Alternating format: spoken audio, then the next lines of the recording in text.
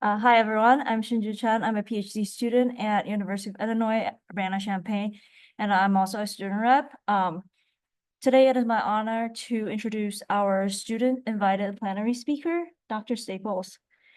Dr. Frances Frankie Staples is currently a postdoctoral scholar in the Department of Atmospheric and Oceanic Sciences at UCLA.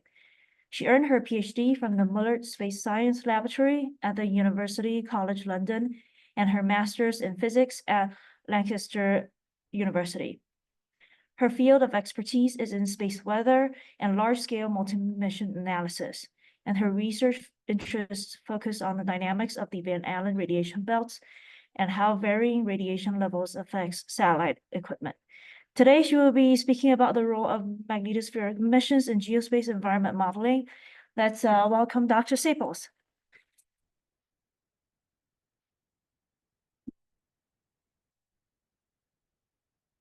Thank you so much for the introduction, and give me a wave at the back if you cannot hear me.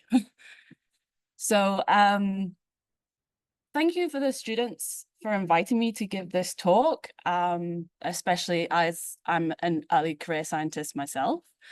We're at the end of the week now, and I'm really pleased to see the number of people still in the audience. So I'm going to keep it quite high level for this particular tutorial. I've been thinking a lot about, as an experimentalist, how I fit into a community which is called geospace environmental modeling. And I thought maybe the students had that question about their place in the community as well. So I hope that in this talk you could see how the cycle of missions, missions testing our hypothesis to improve our models of the environment works. Okay, so when I was starting to write the talk, I was actually thinking, what is the goal of GEM? So I looked on the GEM wiki page, and it says to support basic research into dynamical and structural properties of geospace, leading to the construction of a global geospace general circulation model with predictive capability.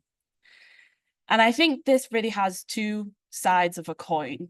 The first side is understanding physically what geospace environment looks like, i.e. the magnetosphere and how it interacts with the solar wind. I've heard a few people use this analogy now, and I think it's perfect for our field of research.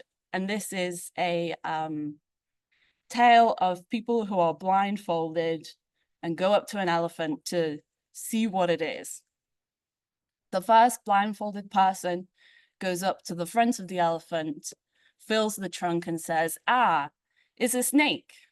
The second person feels the side of the elephant, is like, "No, it's not a snake. This is definitely two-dimensional. This is a wall." And the final person at the rear of the elephant, unfortunately for them, touches the tail and says, "I kind of see why you think it's a snake, but this has hair on it, so it's definitely a rope." This is much like geospace. There are so many systems and subsystems within the systems which are all interacting that it's easy to misinterpret the actual physics going on unless you take a step back and look at the entire system. And I think this is what GEM's all about. The second part of this coin for GEM is about the modeling. And thankfully, we just had an amazing talk about MHD, so I don't have to describe it. But modeling to reach predictive capability, we were just told how computationally expensive this is and how we must make many approximations about the physics. This really is less akin to seeing what an elephant's going to do and more akin to understanding the metaphor of the world turtle. And I changed to this metaphor for a reason. I don't know if anyone knows the Hindu mythology about the world turtle, where people wonder what's below the world turtle. Well, there's another turtle. And people say, okay, what's below that turtle? There's another turtle. And well, there's turtles all the way down. And for a little while, I've been trying to make this a bit of a meme in our community because we have models all the way down. MAGE is a really nice example of how we use these physics models of our understanding of these very specific systems, and we layer them and interact them with each other to get this environmental model of geospace. But what we're doing is we're layering our models, and at each step of the way, we start to come into a problem of infinite regress. Okay. And I also start to think about how these two sides of the coin in GEM, how do we interact with each other? And I found this figure online about scientific research and the different components of it. Exploratory research at the top really talks about exploring user needs, like what do the people need from science? So for us, it might be satellite users, what do they need to know about radiation environment? Or if you're a power grid, someone responsible for the power grids, they might tell us we need to forecast a 1 in 10-year storm or something to prepare for. So this really informs our research, and it sets the goalposts for our applied research and engineering. By the applied research and engineering, this is really that building of the predictive models of the environment. And this is all interconnected with experimental research and theoretical research, which is our domain at GEM. So I want to explore a little bit today about this domain of the cycle between our theories about geospace, how this informs how we plan our missions and our experiments, and now how that creates new models and new interpretations about the geospace. You could say that we're inspecting the elephant. So I'm going to start kind of thinking, how did we go from not having any measurements of space from satellites all the way to these extremely complex physics models? Before the space age, we did have quite a good idea of what might be happening in space. The amount of measurements on the ground from magnetometers, atmospheric measurements, radiation measurements in the upper atmosphere did inform a lot about geomagnetic storms, where the aurora come from, and the presence of cosmic radiation. At the beginning of the space age, before Explorer 1, it was expected that we need to get above the atmosphere to measure the absolute intensity of cosmic radiation. That's where we would measure it. And so this was the experiment chosen for Explorer 1. And they flew a Geiger counter above the atmosphere to measure the levels of radiation. And of course, as we all know, this did not match the theories of what they were expecting. They measured regions of very high radiation intensity and regions where the intensity was exactly as expected, and then regions where there was like no radiation. So through the Explorer and Pioneer missions, they mapped out this 2-zone structures, and they created new models. And by models, I mean conceptual models, like models of the physics that produces these regions. So they determined that the in a radiation belt was caused by cosmic ray albedo neutron decay. This is the interaction with cosmic rays in the upper atmosphere that produces energetic protons that become trapped.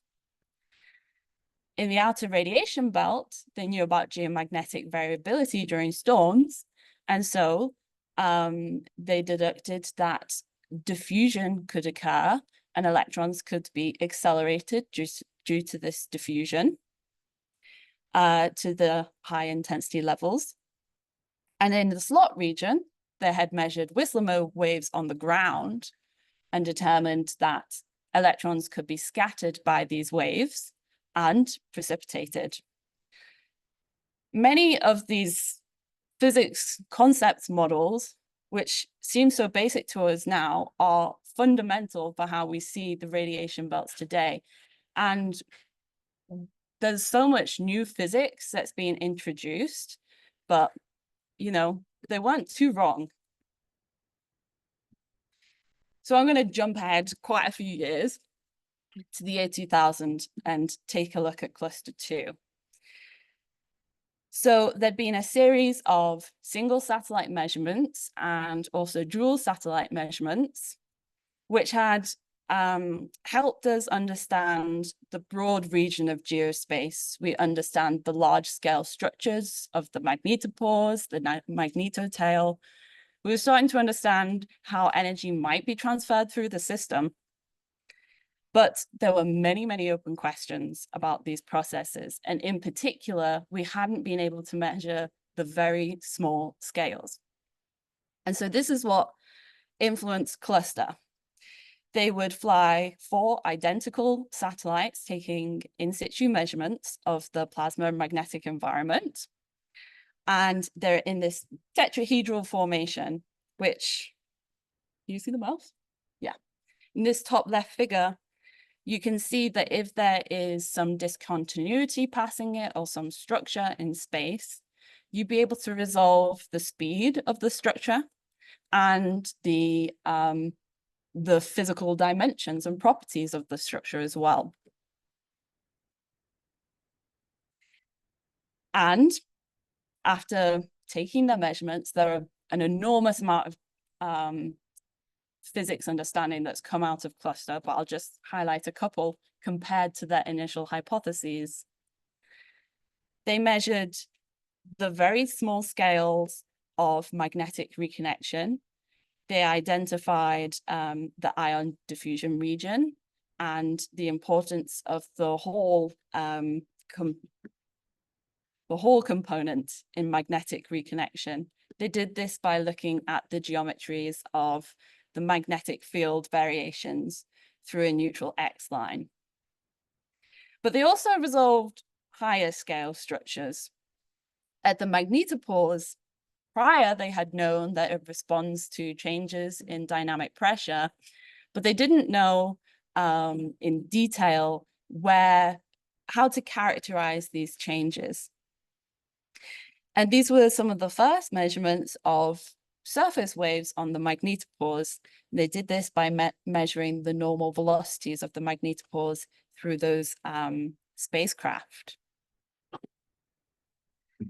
In the same year, IMAGE was launched, and they had very different objectives than cluster. Cluster was looking at the very weeny tiny scales, and IMAGE wanted to look at geospace as a very broad system.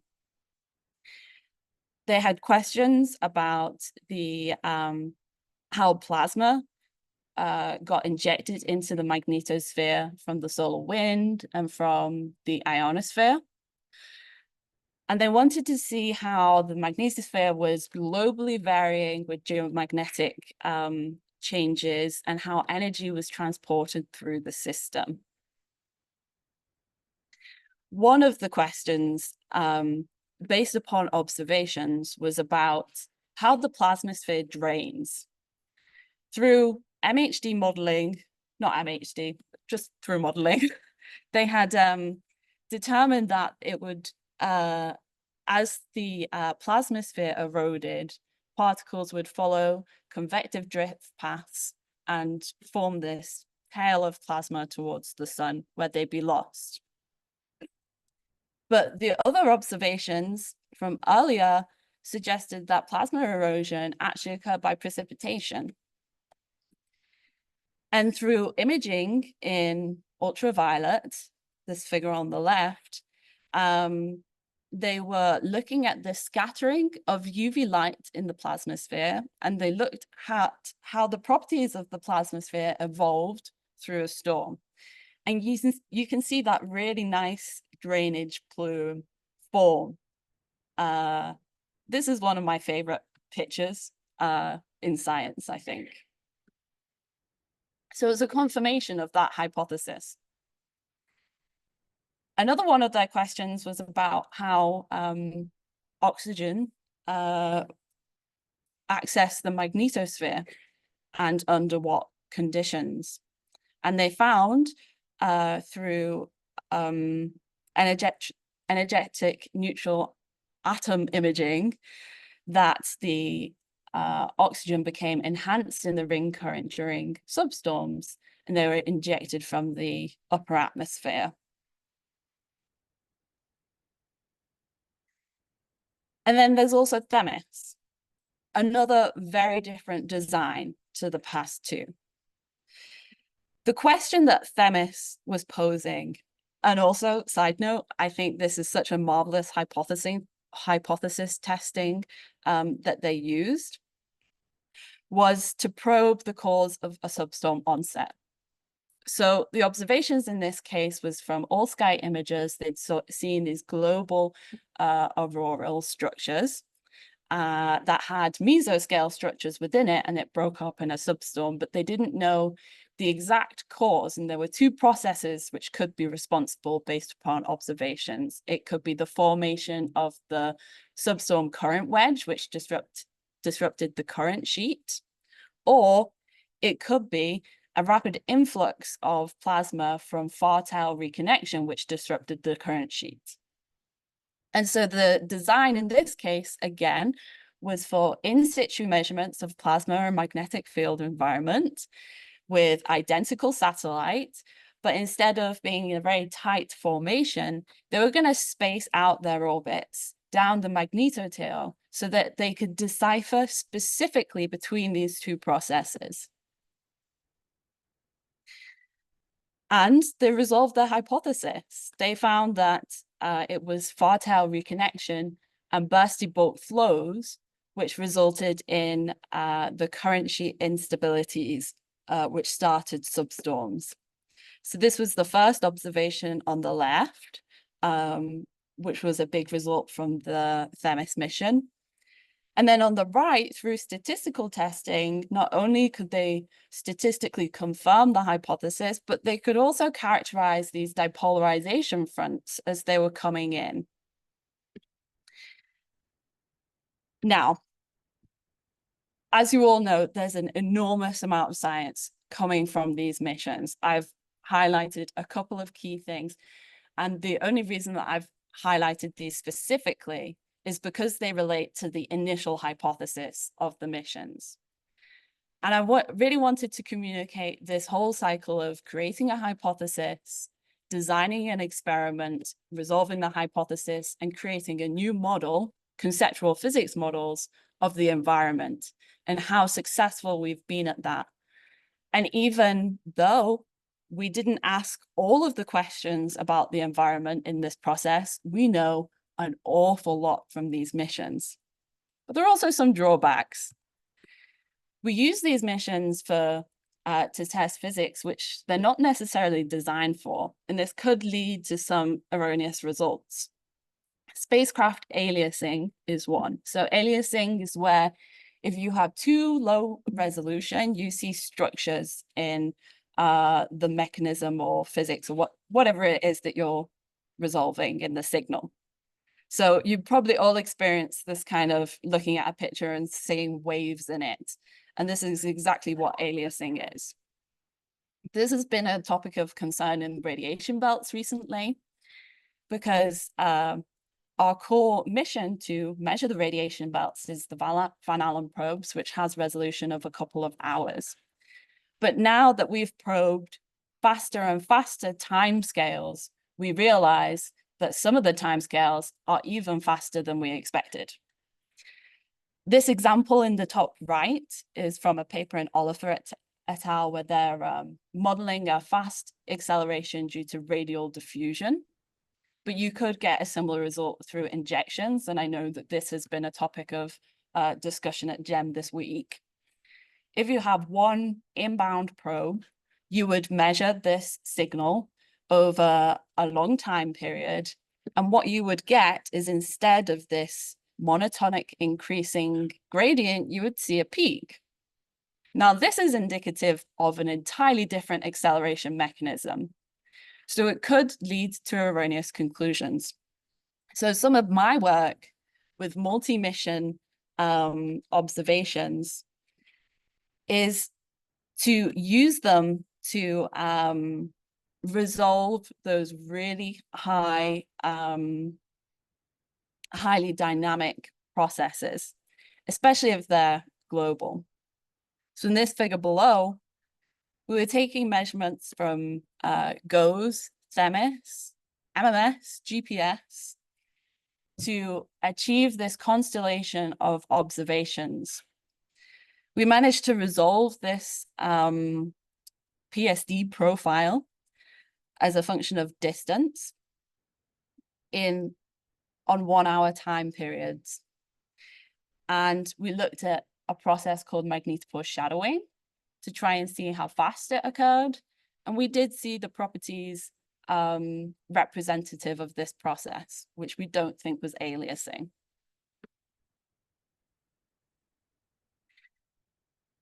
You can use multi-mission observations not just to prevent aliasing, but also to explore entirely new hypotheses that maybe a current mission couldn't resolve. On the right, there's a study of ULF wave foreshock transients, where they find these conjunctions between THEMIS, geotail, THEMIS and geotail, and they track the foreshock as it comes into the geospace environment. The problem with that sometimes is that these conjunctions can be quite sparse. And that's because these missions aren't designed to work together.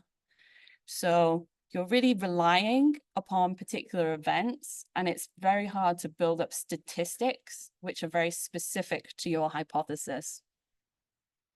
On the left is a great study by Turner in 2015, where they're looking at injections of particles into the radiation belt. And they use a vast number of satellites at geostationary orbit, but also the Van Allen probes, and look at the enhancement in particles as the injection front comes in. It's also a demonstration of how you can use existing missions for your new hypothesis. But it's also extremely hard, as was demonstrated in this paper. And this is where I come into some of the caveats of multi-mission analysis. I already mentioned the conjunctions are unsynchronized, so you can't always achieve the ideal spatial and time resolution that you need, specifically on statistical scales. But also the payloads are very different between these satellites. You have different types of instruments which respond to the environment in different ways with different errors. You have different energy ranges which have been selected based upon the hypotheses of the missions that were initially proposed. And the calibrations between the missions are extremely difficult. Partly this is because many times you're reliant upon these conjunctions in the magnetic field, and often the magnetic field modeling is not accurate, which adds a lot of uncertainty. Having said that, I still think multi-mission analysis is great. Okay. I realize I'm going super fast, so maybe I'll be able to go home early. I wanted to highlight some future mission concepts and the hypotheses which might be involved. So upcoming are easy, which will resolve auroral processes through the Zeeman splitting. And helioswarm will use many satellites next to a mother satellite to resolve turbulence. Now, this primary objective is to do with the solar wind, but it will have a geotail type orbit, which will come close to the magnetosphere, so it can be used for GEM. And I forgot to put it on this slide, but SMILE, which is an ESA and Chinese Academy of Science mission, will also be imaging the magnetosphere in soft X-rays. So these will look at the global scale phenomenon and also at these very micro scales. We're still spanning all of the scales. I'm really excited about two GEM SMEX proposals, which are still under selection. So that's Cinema and Max. Both of them will look at the aurora. Max will look at very global scale aurora and the conjugacy between the northern southern hemispheres, whereas Cinema will look at the mesoscale aurora compared to bursty bulk flows in the magnetotail. And also, I briefly went through some of the white papers and tried to get a touch on what we're interested in as a community for future missions. There's a lot of interest in mesoscale phenomena. And I think that's really because our current missions aren't designed specifically for mesoscale phenomena. So this is a big missing piece in our observing system. We can try and access it through multi-mission analysis, but as I said, that comes with its own challenges. There's also a lot of interest in the global energy transfer through the magnetosphere, and hence there are a lot of imaging related proposals being made. And this is my personal bias maybe, we really need to think about cold plasma more. It makes up so much of the plasma in our geospace environment, and I don't think it's very well measured, and maybe it mediates so many processes in the magnetosphere, and I think that is something of extreme importance.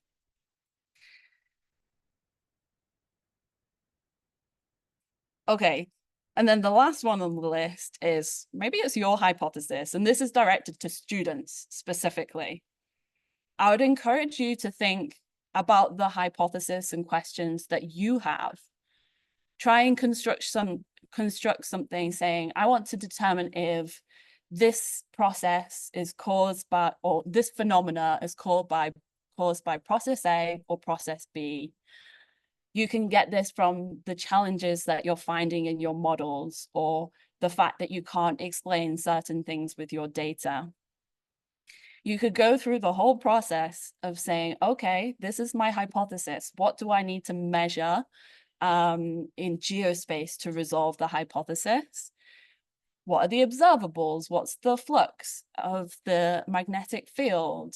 How many energetic particles are there, etc. And you also need to think about, how do I resolve the two hypotheses from each other? And that is the real challenge.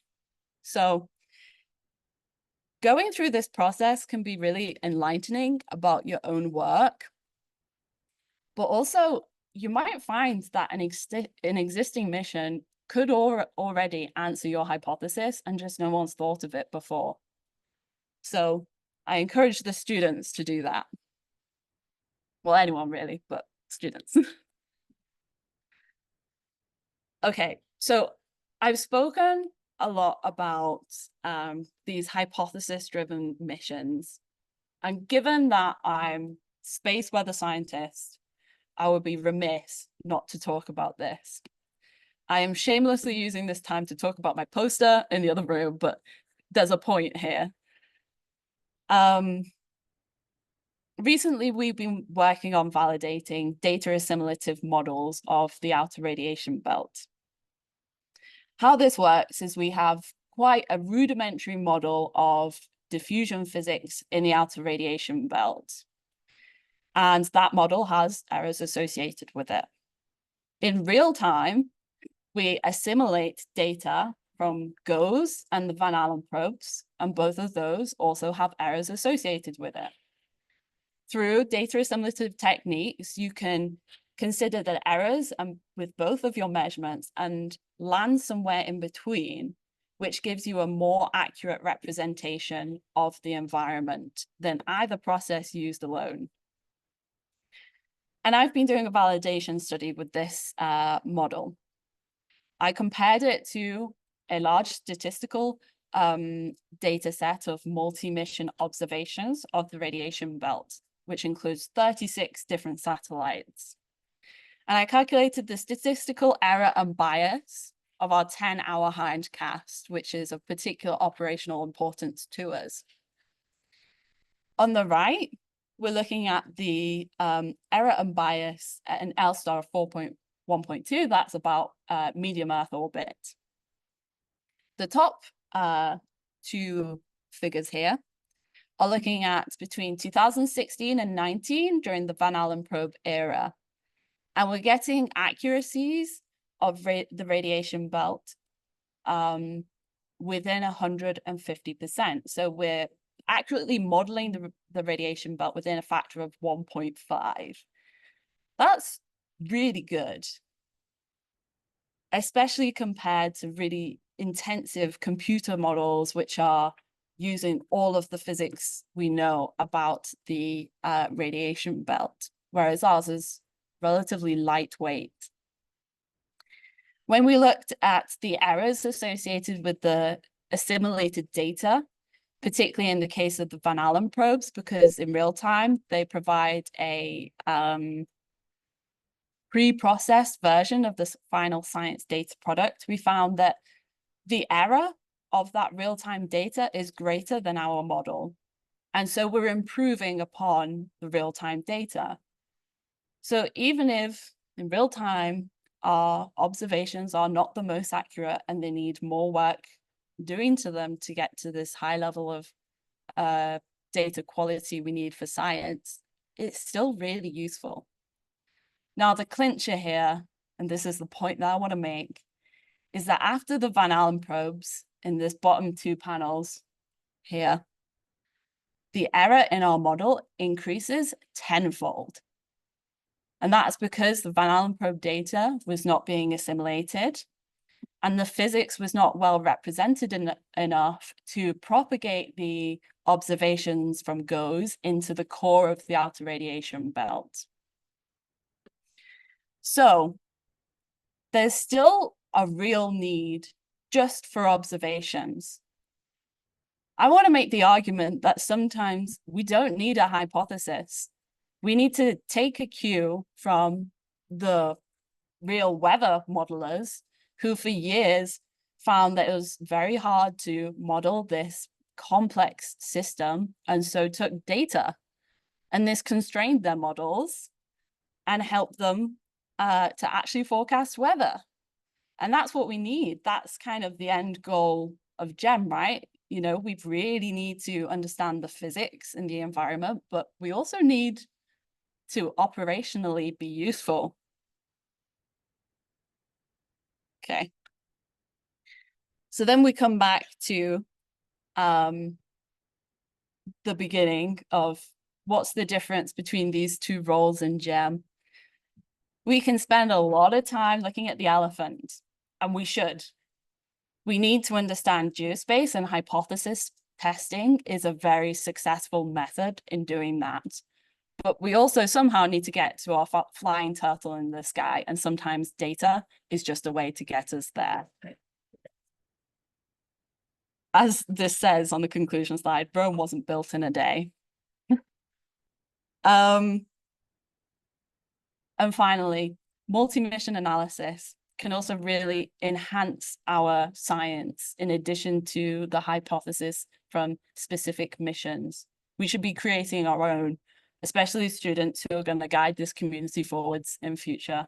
So I'm very excited for all of the things that we can learn. Thank you.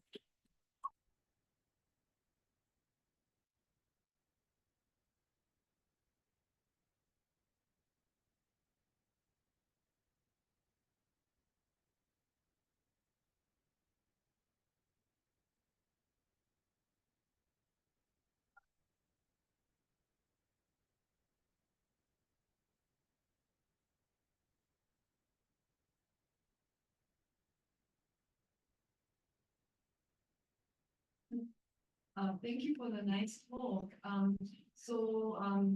I'm just curious that you said hypothesis-driven missions are powerful, but also at the same time, we want to monitor the general status of our system. So which one should go forward in your mindset?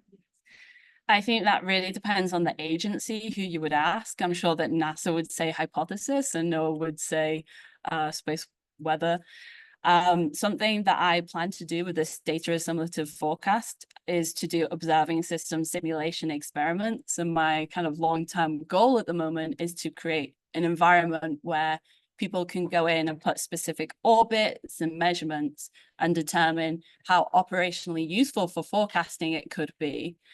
And then maybe there doesn't have to be too much of a distinction between them, because you can make your hypothesis, and if there's wiggle room, you can then also make it or enhance the operational usefulness for space weather forecasting. And maybe that could be my long-term goal, but lots of people could do that too with their own models. Thanks for the great talk, Randy. I love how you had the whole history of the missions and everything. It was amazing. So like one comment and one small question. The comment for the Max mission, because you mentioned it's looking at the global, it is getting a global view, but it will also be getting the mesoscale aurora. So that's something that I just want to make sure people understood. And then the question was, well, first the comment was amazing error and bias analysis for your model, and it's really great. Like it's very small, and can that? And I think maybe you had that. I'm sorry if I kind of missed. Can we assume the same error bias if it's applied in a forward direction? Obviously, you check it in the hindcast, but yeah. So we found that across the hindcast, across the hours, then the error and bias was pretty consistent. But when you go to the forecast, it's not. And that's because the forecast works, the initial condition is your state of the radiation belt, which incorporates the data assimilating. But everything propagating forwards is just the very rudimentary diffusive modeling. So I found that if changes in the radiation belt are diffusive, it's very good. If they're not, then it's not good. Okay, thank you.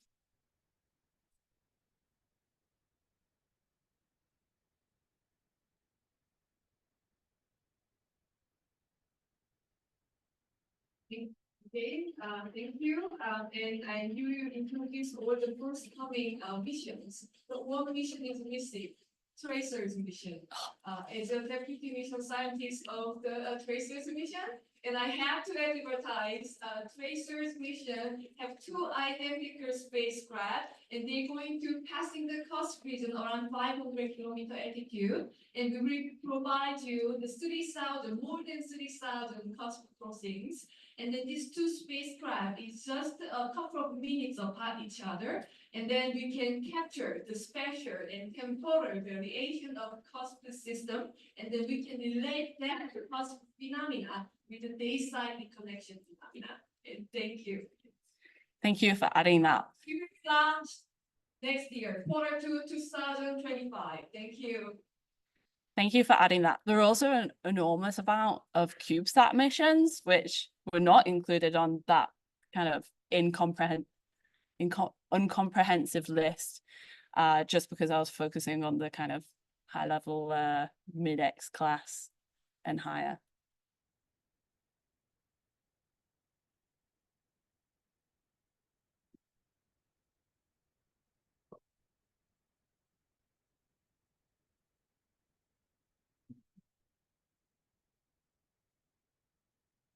Technology. It's a wonderful platform to come back to because there are so many different pieces of the elephants to investigate, just ears, the eyes, etc. And I keep thinking about how we can become experts in feeling the texture of the elephant's trunk or the portions of the tail without ever knowing what anyone else on the elephant is doing. And I think that's a big benefit of GEM for being able to touch base with people who are doing those really detailed analyses of very very complicated element, and then gradually building larger pictures. Is there something we can do to smooth this process out that is being done somewhere else in the scientific community? Not that I'm aware of. I don't know. I think GEM is really fantastic place for that kind of thing. You know, about a year ago, I was having problems with cold ions in my simulation, or the simulation that we were using for our study. And so I went to a mini GEM with the cold plasma group and learned an enormous amount about what we know about cold plasma, and the problems that they're facing. So this is an awesome venue for that. And I don't really have a great answer for you, other than there are also loads of very topic specific seminars and webinars which are happening online. You know, there's the data assimilation ones, the cold plasma ones, the magnetosphere seminars. Often they're all live streamed, and I'd encourage people to kind of take advantage of those. I don't know if anyone has other ideas to add.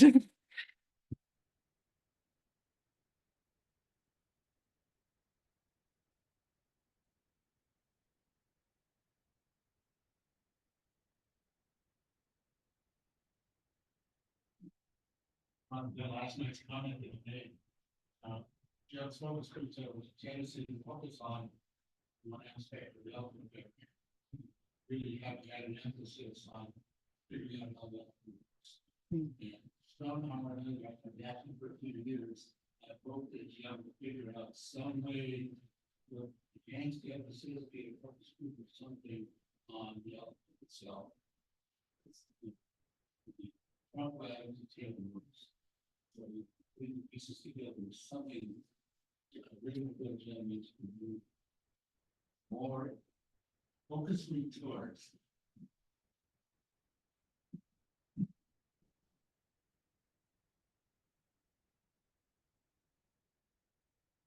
So fantastic talk, great.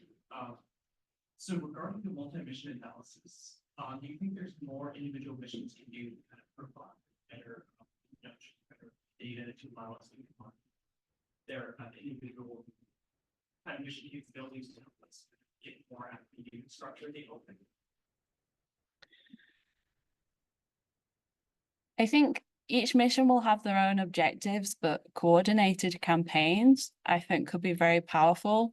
There's also limitations to those based upon, you know, the initial campaigns of each mission really constrains you and what your orbit might be, for example. And that also takes a lot of convincing people and resources to do that sort of thing. General cross collaborations between teams would be really useful, just to understand better how each instrument works, the similarities and differences, and when might be a good time to like trust calibrations or not, things like that.